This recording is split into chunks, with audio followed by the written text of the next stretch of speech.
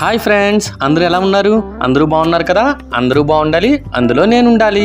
ముందుగా మీకు మీ కుటుంబ సభ్యులకి శ్రీ వ్లాగ్స్ తరపున వినాయక చవితి శుభాకాంక్షలు.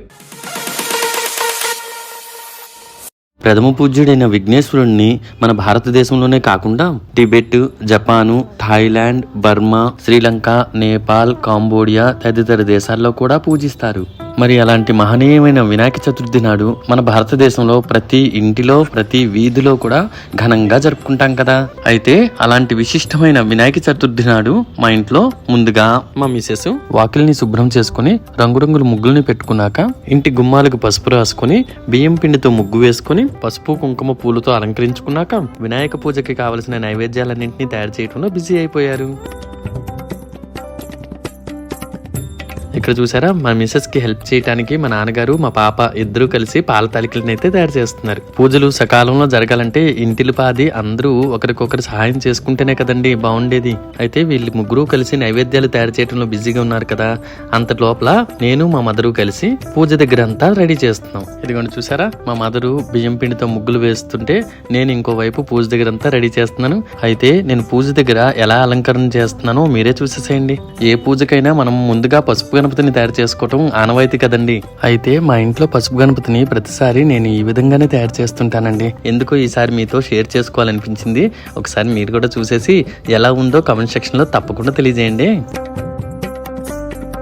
ఇదిగోండి చూసారా, చక్కటి గణపతి ప్రతిరూపం అయితే తయారైపోయింది కదా.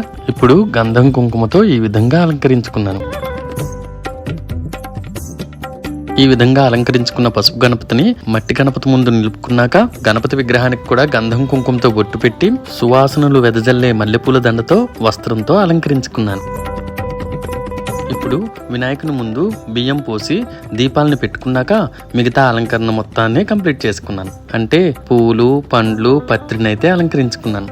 నాకైతే ఫ్రెండ్స్ పూజ చేసే చోటు చక్కగా అలంకరించుకుంటే బాగుంటుంది అనిపిస్తుంది. ఎందుకంటే మనం ఉంటున్న ఇల్లు కూడా ఎంత చక్కగా అలంకరించుకుంటామో అలాగే మనం కొలిచే దేవుణ్ణి నిలుపుకునే చోటు కూడా మరింత శుభ్రంగా, అందంగా అలంకరించుకోవాలి కదండి. అంతసేపట్లో మా మదరు ఇక్కడ మా అమ్మాయి బుక్స్ మీద పసుపుతో ఓంకారం రాసుకొని నిత్య పూజా మండపంలో దీపారాధన అయితే చేసుకున్నారు.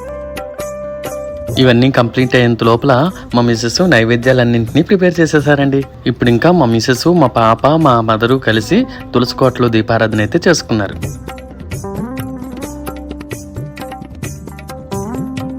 ఇప్పుడు వినాయకుని ముందు ఈ విధంగా అరిటాకును వేసి 5 రకాల పండ్లు నైవేద్యాలని స్వామివారి ముందుంచి పూజనైతే మొదలు పెట్టుకున్నాం.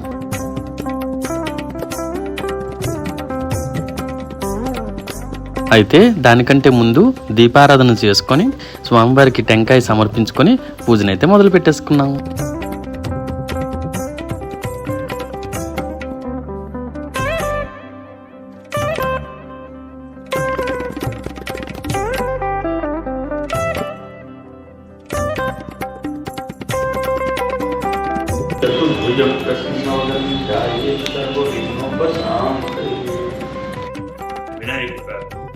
తొండము నేకదంతమును తోరకు పొజ్జయు వామహస్తము మెండుగు బ్రోహి గజ్జెలను మెల్లని చూపులు మందహాసమును కుందుకు గుజ్జురూపమున కోరిన విద్యలకెల్ల నజ్జ వయుండెడియో పార్వతీ తనయ యోయి గణాధిపని మృక్కదన్.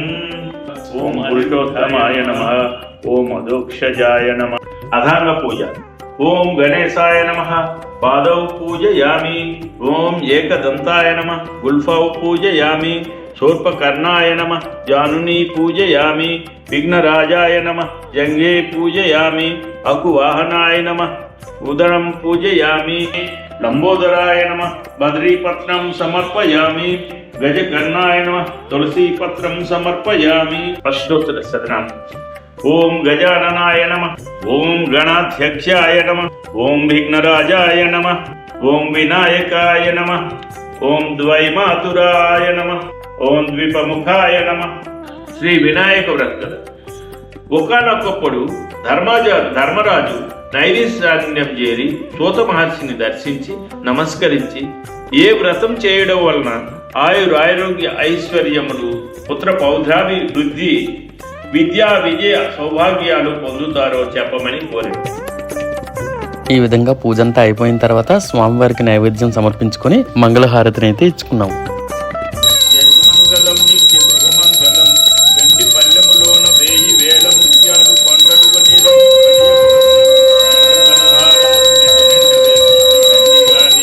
ధవలహారతి మంగళం నిత్య శుభమంగళం.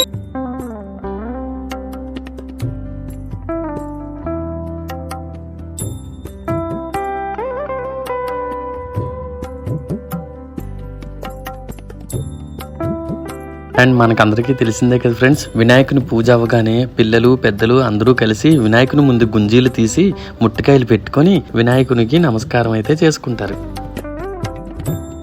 ఈ విధంగా పూజ అంతా అయిపోయిన తర్వాత అందరం కలిసి కూర్చొని హ్యాపీగా భోజనం అయితే కంప్లీట్ చేసాము. చూసారుగా ఫ్రెండ్స్, మా ఇంట్లో వినాయక చవితిని ఎలా జరుపుకున్నామో మరి మీరు కూడా భక్తి శ్రద్ధలతో వినాయక చవితి జరుపుకున్నారు కదా. అయితే మీ అందరిపై ఆ వినాయకుడి కృపా కటాక్షాలు సర్వదా ఉండాలని ఇట్లు మీ శ్రీ బ్లాగ్స్. జై బోలో గణేష్ మహారాజ్ కి జై.